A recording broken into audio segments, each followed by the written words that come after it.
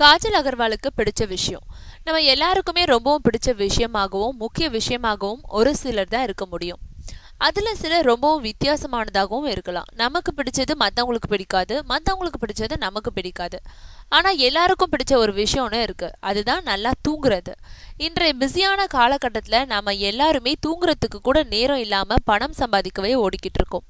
ஆனா என்னதான் பணம் கோடிகள்ல வந்தாலும் கூட தூங்குறத மட்டும் விடவே மாட்டேன்னு சொல்றாங்க நடிகை காஜல்.